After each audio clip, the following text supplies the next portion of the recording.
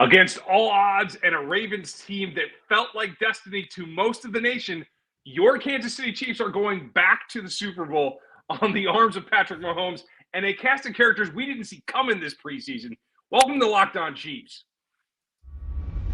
From the land of the free and the home of the Chiefs, this is the Locked On Chiefs podcast. Welcome back, friends and neighbors, from an undisclosed location in Mobile, Alabama for the Senior Bowl.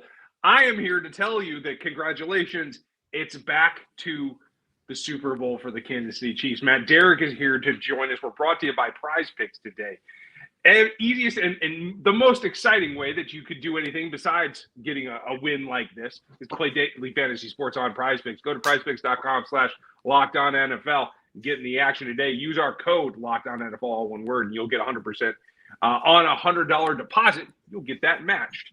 We've plenty to talk about. Matt's certainly just coming off of a TV appearance, should be squared away. We didn't know if you were going to make it, so we decided to hit this live stream. I just arrived in Mobile, Alabama, and going to have coverage for you guys all week on the Senior Bowl, but didn't get to see the beginning of the game, got to see the end. Chris manned the castle the whole way through, and it all comes back to the fact that despite everything this season, they are going to go back. We're going to tell you about what this defense did to get that done. The best defense in the NFL was on the field tonight, and it was the Kansas City Chiefs, in my opinion. We're going to go through that. We're going to talk about the Kelce takeover, just how dumb Justin Tucker is, and then we will get to the basics here at the Super Bowl. I'm Ryan Tracy. I'm the founder of Rogue Analytics and Performance Consulting. I've been covering this team for going on 10 years, in the NFL for 20 plus that since I was a coach. Chris Clark runs all the analytics and a bunch of stuff on quarterbacks, on cap. We're going to have to talk about that coming up this week too. And Matt Derrick, the editor-in-chief at ChiefsDigest.com. Welcome to the show, guys. I didn't think that we could talk about this a week ago, Matt. I didn't think we could talk about this 3 days ago. I didn't think we could talk about it 2 months ago, because it was just too hard to see this chameleon team shift again and really buy into it, getting it done. Does it surprise you? Or what is the biggest surprise? Let me put it that way, that they are going back to the Super Bowl, if you can hear me. I think Matt's having technical difficulties. That's I will say this: going back to the Super Bowl after the season that they've had is something that you just absolutely is hard to believe, and to end it with a huge bomb throw to MVS, nonetheless, is even crazier. The Kansas City Chiefs are headed to the Super Bowl for the second year in a row, 4 times in 6 years under Mahomes. They're headed to Vegas. This is going to be a fantastic game. Right now, it's looking like it's going to be the Chiefs versus the Lions, a rematch of Week 1 in that game. But the Chiefs are going to have Travis Kelce and Chris Jones in this one. Matt, are you available now at this point? Can you hear us? I can hear you. Hopefully, you can hear me. Yes, I'm actually in the TV studio. So you think that my functions here would be going normally? Everything's going great thanks to the TV people. It's just me that can't get my equipment figured out. It happens. That is the way that it goes. We're just to this point, Matt, where I haven't wanted to jinx it, but the thing that stands out to me about this performance is that everyone touted about how this Ravens team is so good, the defense in particular. The Chiefs don't have enough to get it done. They're just not good enough. And yet it's the Chiefs defense that stands up taller in this one. It's the offense that comes out slinging. And there are lessons to be learned. I don't know if you even heard my punchline, but we'll get back to that later. Did you think, whether it was 3 days ago or 3 weeks ago or 3 months ago, that this team was going to be able to be effective at being a chameleon enough to get themselves reoriented to get back to this championship game that is coming in 2 weeks? I mean, we talked about it fairly consistently throughout the season that this team, at the beginning of the year, you certainly felt like it was one of the best teams, if not the best team in the AFC, runs out to 6-1. And you still felt that way, even though that there were some signs for concern. And then they go into the stretch of the season where they just weren't themselves offensively. They still were playing incredible defense, but it just wasn't the same team. And then for me, the real moment of question, started in December, because up until then, you still felt like, hey, you know what, even though this team's offense is not firing the way that it normally has, I could still see a range of outcomes from a wild card bow out to a Super Bowl win. I mean, the range was just that wide. But then when you got to December and you didn't see this team kick it into a new gear, that's when doubts really started creeping in for me. And I felt that even once they got into the tournament, that, as Marty Schottenheimer used to say, you still felt kind of the same way, that, the range of outcomes for this team was still wide. It could be losing to Miami in the first round. It could be getting to the Super Bowl and getting another ring. But I think what's really surprised me and impressed me is that this team has found that gear. And it really, I think, and hearing the team and the players and Brett Veach articulating it after the game, that Christmas Day loss to the Raiders is when it all started to change. And since then, obviously, they're 5-0. They've been a better team. Offensively, they have been a much better team in the playoffs than they were during the second half of the year, during the regular season offensively. So now that we're here, I mean, obviously, they've got a puncher's chance. They're not going to the Super Bowl. They're not going to be going in as an overwhelming underdog. I would imagine if they play the Lions, they might even be a favorite. So we'll see what happens, but this team has a legitimate shot at getting another ring and going back to back. It's just crazy to watch and to see what Mahomes was able to do. He is, like I said earlier, 4th Super Bowl in his first 6 years starting.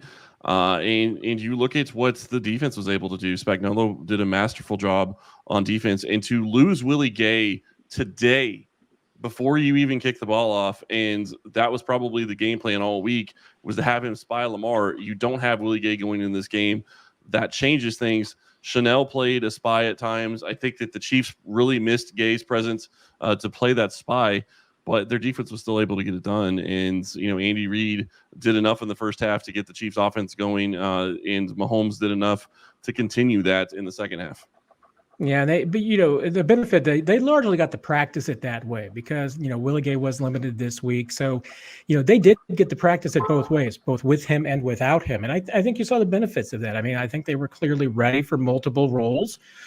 Even, going on down once they lost Mike Edwards again. And you're having to ask for more from Shamari Connor and Deion Bush, who obviously Deion makes one of the bigger plays of the game when Lamar decided to throw into triple coverage for some reason. So yeah, I mean, this team, it's a deep team, especially defensively. They've been able to show that again this year, resiliency, that when they've had injuries, they've been able to fight through them. And, hey, I mean, whichever opponent they face, we do have a head-to-head comparison with the Lions. And that when they face the Lions, they didn't have two of their biggest stars. So, Hey, that's going to be a different rematch the second time around if that's the meeting. It's going to be a completely different rematch, and the storylines are going to be very, very abundant just with the history of these two teams. Recent for the Kansas City Chiefs, and obviously so far back for the Detroit Lions, if they indeed do pull that off. We're not trying to count the chickens before we hatch, folks, but we are live. So if you would like to join us, please like and sub and hit the bell on this particular video. And with this channel, you can check out Matt's channel at ChiefsDigest.com as well as here on YouTube. I'll say go check out, because we're free on every platform every single day here on the Locked On Podcast Network. So that means you can get us here on YouTube. You can go over to Spotify. You can go over to Apple. You can get us anywhere that you want to get us. We are always free and available everywhere.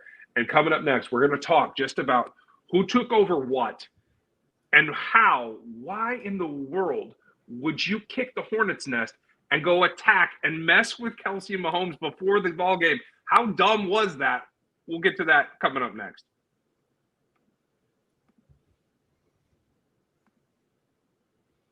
PrizePicks is the largest daily fantasy sports platform in North America. There are a lot of things that you can be looking forward to in the Super Bowl. PrizePicks is one of them.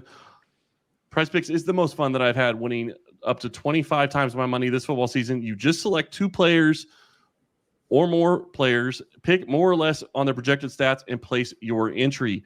If you would have picked Travis Kelce for going over, 5-6 catches today, you would have had that real easily, probably actually even in the first half. It is crazy the kind of day he had. PrizePicks even offers a reboot policy so that your entries stay in play even if one of your players gets injured. For football and basketball games, if you have a player who exits the game in the first half and does not return in the second, the player is rebooted. PrizePicks is the only daily fantasy sports platform with an insurance policy. Quick withdrawals and easy gameplay and an enormous selection of players and stat types are what make PrizePicks the #1 daily fantasy sports app. PrizePicks now offers Apple Pay for quick and easy deposits into your account this football season. Go to prizepicks.com/LockedOnNFL and use code LockedOnNFL for a first deposit match up to $100. That's prizepicks.com/LockedOnNFL using code LockedOnNFL for first deposit match up to $100. PrizePicks, daily fantasy sports made easy.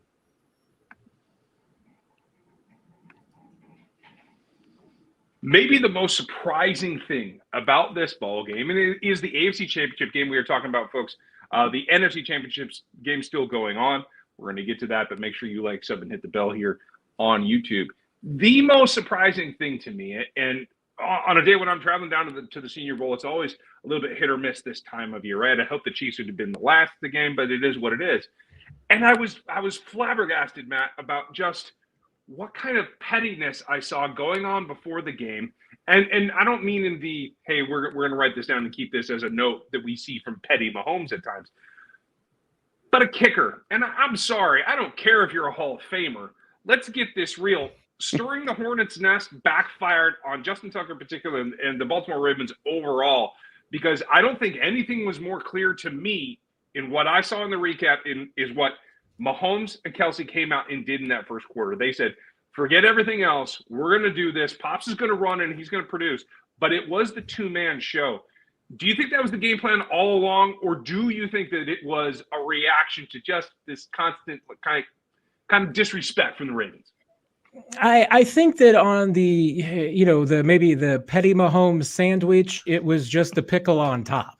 I think these guys had all the motivation and firepower that they needed going into this game, because all week long in the locker room, what we heard from the players was, yeah, we're the underdogs, we're the villain again. People are doubting us. And they heard that, and so, no, I don't think there was any doubt. And the point spread certainly helped play into that. Patrick Mahomes seeing them go from a 3 to a 3.5, 4. I heard 5 was the final spread at some places. And that played into it as well. There was no doubt the players knew that they had that focus, and whether, Patrick and Kelce were going to come out with it dialed up to 11 the way that it was, I'm not sure. I mean, Justin Tucker may have helped kick it up a notch, but that happened, a couple of times during the game. I mean, there was some chippiness, and I think that honestly played into the favor of the Chiefs. I think they enjoyed it, and you saw that backfired a couple of times. I mean, the laughter that Travis Kelce had on his face when he managed to get, Van Noy to commit a personal foul. Yeah. And Zay Flowers losing his composure and taunting over L'Jarius Sneed. I mean, come on. You can't taunt over a guy when you're down 17-7. That, to me, was just the inexperience of the Ravens coming through. And whether it was a false bravado or false confidence, I don't know what it was. But they didn't have the right mindset. The Chiefs did. And I think it showed from the very opening. You look at what Kelce and Mahomes were able to do. Mahomes' touchdown pass to Kelce was something that is going to be just watched over and over and over again. And Kelce had an even better catch earlier in the drive to convert a third down where he laid out for the ball and caught it on his fingertips. That entire first drive was just fantastic by the Chiefs offense. It was he went into Reaper mode. And Ryan, I know you talked about that on RGR. He went into Reaper mode in that game, and that's how the game started. And you start giving them first downs via penalty, and there were several times where they shouldn't have, where the Ravens hurt themselves with that. And you're absolutely right. I mean, L'Jarius Sneed making that tackle on Zay Flowers turned the game later in the game, because obviously there's a turnover. Offensively, Pacheco didn't have a great game, but you look at what they were able to do. MBS got involved. Justin Watson had a big catch that converted a third down. This offense in general with Travis Kelce and Patrick Mahomes were just unstoppable. 11 for 11 from Kelce with 116 yards and a touchdown. Very hard to win if Kelce is going to be doing that. Yeah, when those two guys are having the game that they did, and let's face it, I mean, there were at least 3 legitimate plays that will probably could very well be on both of their Hall of Fame highlight reels when they get their gold jackets. Yep. And that throw to the end zone to Kelce for the touchdown, honestly, it reminded me a lot of the Josh Allen throw to Khalil Shakir last week. Just put into a place where nobody was going to defend that ball. There's no way you're breaking up that pass. It was put in the exact spot where the only person that could catch it was Travis Kelce. and there was nothing you could do about it. The catch coming back where he makes the diving grab, was spectacular as well. And then even the mid-range jumper that Mahomes had, tossed to Kelce over the defender. I mean, that's just something that only comes with those two playing as long as they have and the chemistry that they do. I think it was a flawless performance by both of them. And yes, when they're both playing at that level, I don't know what you do. I mean, the Ravens were good enough to hold the Chiefs to 17 points today. And the way that the Chiefs came out offensively, that to me was a miracle. I mean, if the Ravens had won this game, we would be talking about the performance that they did in the second half, because they did a real turnaround. But normally the Chiefs are the one to do. Well, the Chiefs had a good second half as well, but they did everything that they could to eventually slow down the Chiefs. Just wasn't enough. In the end, I think the combination, not only Kelce's historic day in the record and 11 for 11, but it was also what we've come to expect is Rashee Rice. Not a problem, 8 for 9. The yardage isn't there. Okay, that's fine, but it's the efficiency of the offense. In a year when you have to run the ball and you have to rely on the defense, the efficiency of that offense today has to be the blueprint going forward no matter what, because when those two can take over, everyone else is in the outer orbit to help get things done, but it still revolves around them. MVS stepped up, understood that that's a heck of a catch. Is this enough, Matt, to look forward to 2 weeks, to take what we learned today? Is it still enough to take the last step and get back to the mountaintop, as Travis would say? Well, I mean, I think that it could be, because this defense is playing the exact same game. I mean, the fact that this was the number one defense in the NFL that they were going up against. And what the Chiefs heard was that not only was this the best defense this year, but it was historically great, adjusted, DVOA, all of this, that it was an incredible defense. And I personally didn't see it. I mean, I think it's a good defense. I mean, I think that the Ravens in their franchise history have had probably a half dozen defenses that were better than this one. I don't think it's perfect. But, today, which team had the better defense? It was Kansas City. And I think it comes down to the fact that, Chiefs defensively can do so many different things. They are so complicated in what they do as far as the looks that they give a quarterback. They can give you unscouted looks and do it comfortably, without any mistakes. Even when they have changes in personnel, it really, I mean, the only reason why that the Ravens got their one touchdown was simply because Lamar Jackson was able to stand upright for 7.5 seconds.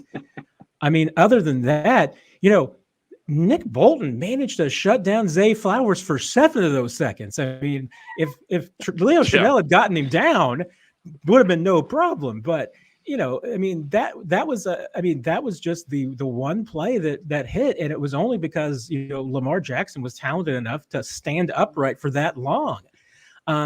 This defense is just and I don't think that going forward, they're not going to face another Lamar Jackson in the playoffs. They're not going to face another quarterback with the athletic talent. They might face the quarterback that, doesn't get as flustered in some situations, because I think that they absolutely flustered Lamar Jackson today. They frustrated him. Can they do that against either, Goff or Purdy, whomever they face? I mean, I think that they can, because I think that this game today was a statement about just how good this defense is. It went up against the number one defense and outplayed them. Yeah, it absolutely did. And the crazy thing to me, and I wish I had the exact numbers, but it was like 15-12 of time of possession for the Chiefs early in the second quarter, and that just completely changed the game. The Ravens weren't able to go with their game plan because the Chiefs were just getting long and sustained drives. What was the first drive? 5 minutes, and the second drive's 9 minutes, and then 3 minutes. I mean, it's just a ridiculous efficiency from the offense. It completely changed what the Ravens were able to do. If they're able to run the ball early on, I think this game could be a little bit differently, but Mahomes and Kelce were just on another level to start the game, and it showed. And that's what we had to have for us to feel good about where this team is going. Where's the next step? And how good is that defense? Just give you a glancing blow there. After this, we're going to go into the details. Who stepped up that isn't one of the primetime stars, and what did you get out of the stars that you have to have back? We're going to do that coming up next. This episode is sponsored by BetterHelp. Sometimes we need all need the opportunity to get something off our chest, big or small. Certain things can really start to get to you. It's important to let that out, especially as someone who's unbiased on your life. So today, I want to say how I really feel about something. You might even be thinking the same thing this week. That game, going into this game with the Chiefs, going up against the Ravens, it was really nerve-wracking because the Ravens had such a great defense. Their offense had been playing out of this world, and the Chiefs were able to get it done. A lot of stress throughout the game, but it was such a fun game to watch. Therapy can be different for everyone. Most of us have bigger problems than our favorite sports team, and it's important to get things off your chest every once in a while. If you're thinking of starting therapy, give BetterHelp a try. It's entirely online, designed to be flexible and suited to your schedule. Visit BetterHelp.com/lockedon to get 10% off your first month. That's BetterHelp.com/lockedon. BetterHelp, HELP.com/lockedon.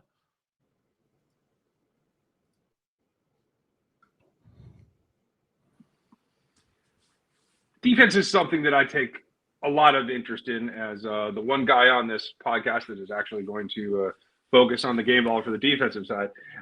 We have to take a step back because as good as the offense was, you guys hinted at it a little bit, they did a pretty good job shutting them down. But there are two main plays in particular down the stretch that really turned the tide as well. None bigger than L'Jarius Sneed, who wasn't able to participate in training camp, who's been back and forth injured all season long and doesn't get enough respect around the league. Thankfully, didn't get the All-Pro nod this year, so hopefully that contract's just a touch smaller. But he certainly played up at this point. If it's not Patrick Mahomes as the MVP of this team, Matt, is there any reason it should not be L'Jarius Sneed at this point? I mean, I'd have a hard time arguing with you. I mean, he's just been that important. And, and there's other corners around the league who have had good seasons, and I get it. And I understand why there were some that made the All-Pro team ahead of him. But when you calculate in the level of competition at which L'Jarius did it, because he was week in and week out facing the toughest receivers across the line on the other team, I mean, I just think it's hands down who had perhaps the best season of any corner in the league this year. And I think it's L'Jarius. And so when you put it in that perspective, yeah, I mean, the Chiefs will, after the Super Bowl, will have their own, team awards coming out and everything. And I mean, frankly, I think L'Jarius probably deserves the team MVP award over Mahomes and anybody else on the offensive side. I mean, you didn't have 1,000-yard receiver over there. You don't have 1,000-yard running back. But L'Jarius Sneed was the equivalent of that as a corner. I mean, he absolutely was. I mean, if you just want to put it in offensive terms, the year that L'Jarius had, be like being a 1,400-yard receiver. I mean, that's just how good he was. And it doesn't always get, really, appreciated with the numbers because corners, sometimes get judged by just whether or not they get turnovers and interceptions. And those can be fluky. And those can be sometimes because you get thrown at all the time and you're going to eventually find some footballs coming your way. L'Jarius just shut down some of the best receivers in the league all season and never really had a bad day. And even today, has a play where I think it was a little bit of broken coverage. I mean, he was basically having to try and guard two guys and wasn't sure which one he was supposed to, and kind of took at least one of them out of the play.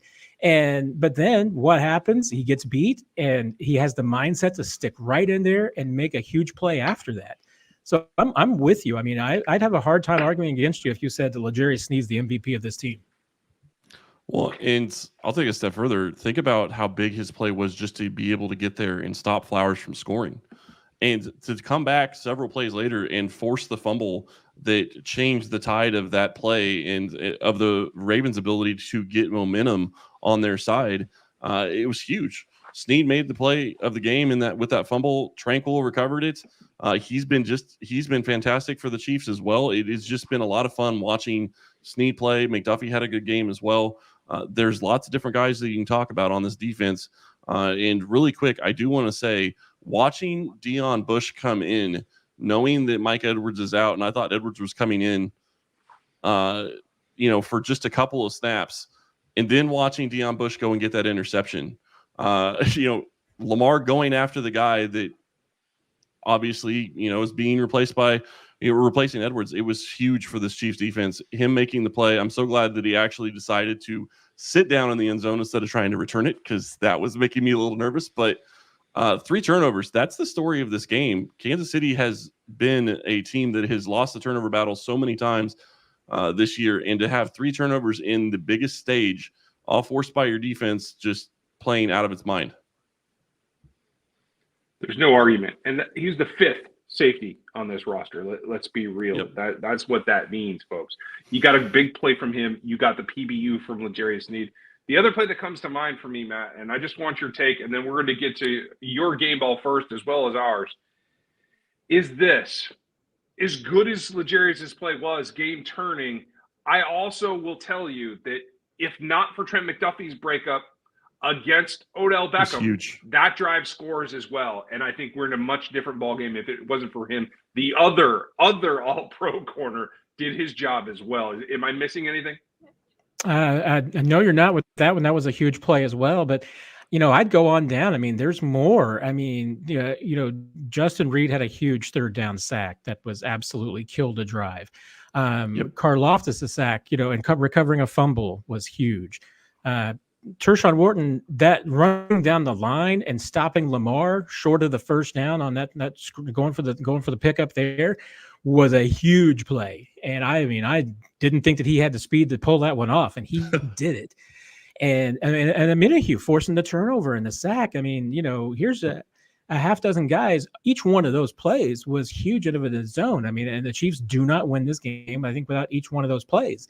We've talked about this plenty of times this year that, there have been some games where there might be a half dozen plays in a game and they all went against the Chiefs. It was the other team that made the play. They were 50-50 plays, or they were fluky kind of plays. And other than Lamar throwing a 13-yard pass to himself, I think almost all of the 50-50 plays today went the Chiefs' way. And I don't think it was entirely luck, because I think that they made their own luck today in a lot of ways on defense. Yeah, and Reed had a huge stuff on in the running game too. He came from out of the back, playing safety deep, and came up and stuffed a huge run.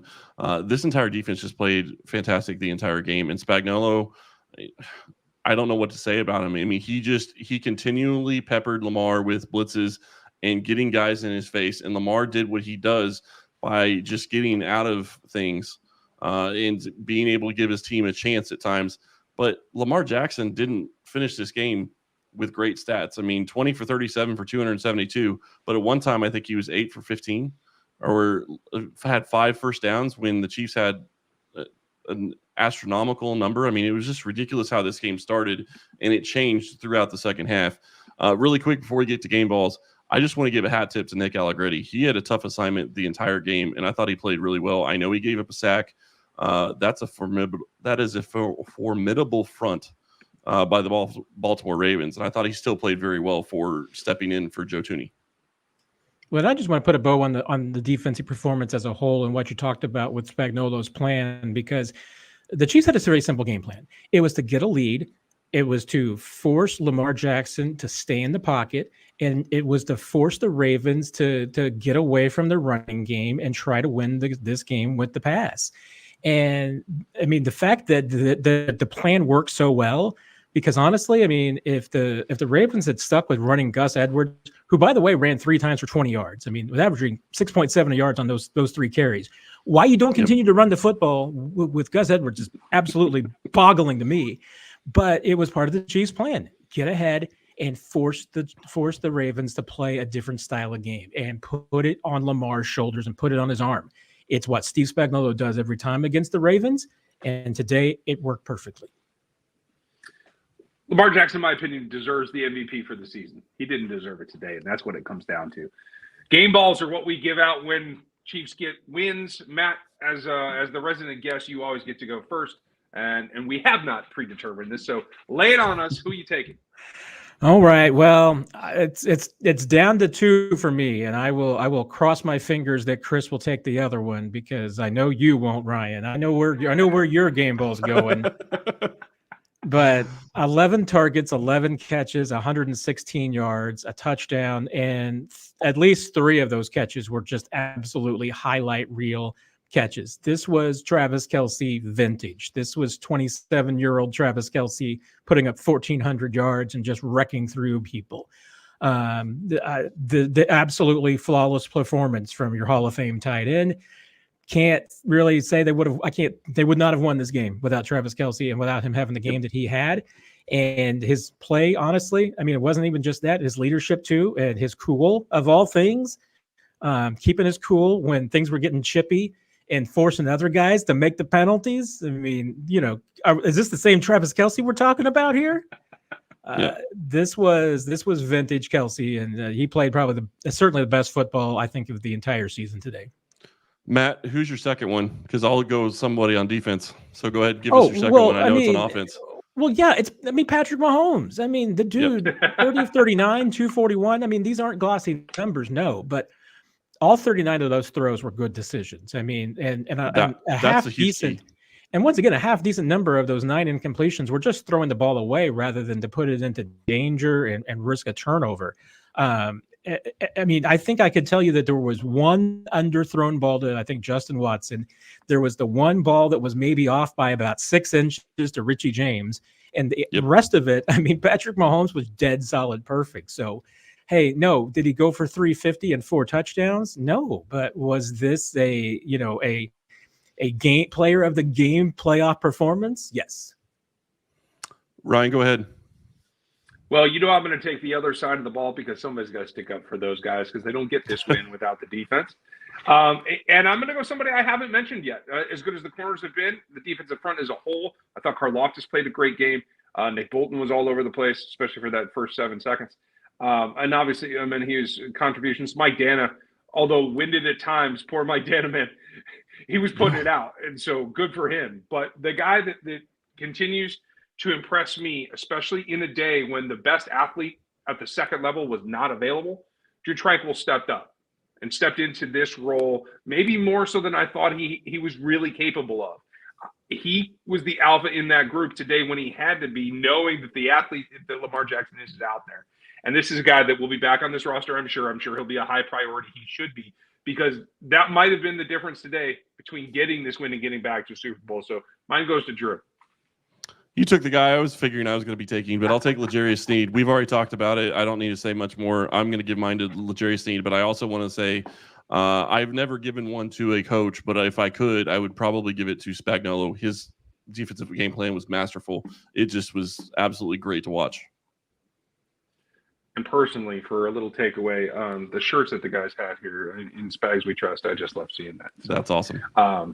Matt, any parting thought? What do we do the next 2 weeks to try to control our enthusiasm and get ready for whoever this is going to be, as it's now a 7-point ball game as we're alive, folks?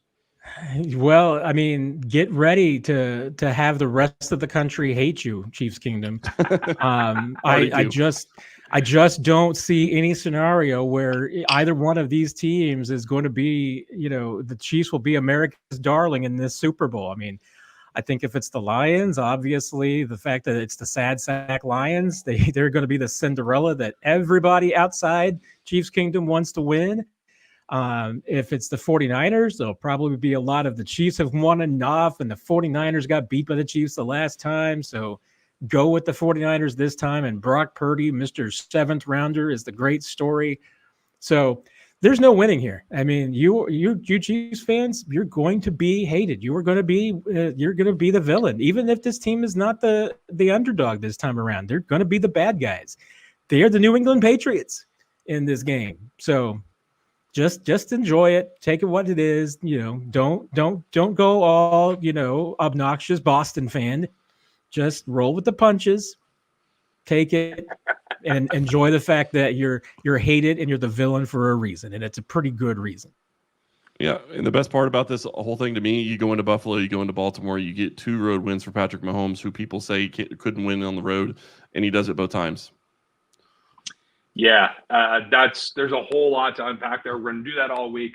I'll also have coverage down here for you from Mobile to some of the standouts. All my draft coverage this week, folks, will be over on RGR and NFL33.com if you would join us there, as well as going to ChiefsDigest.com to join Matt and everything that he's doing there and his channel here on the YouTube platform. We appreciate you. Like, sub, hit the bell. Go check out the Locked On Sports Today feed. It's 24/7. It gives you everything you need. You're going to see us. Chris has already did a couple appearances on other national shows. You'll see a ton of it. Thanks for spending your night with us. Congratulations. It's back to the Super Bowl for Chiefs Kingdom and your Kansas City Chiefs. And we'll have you there every step of the way every single day.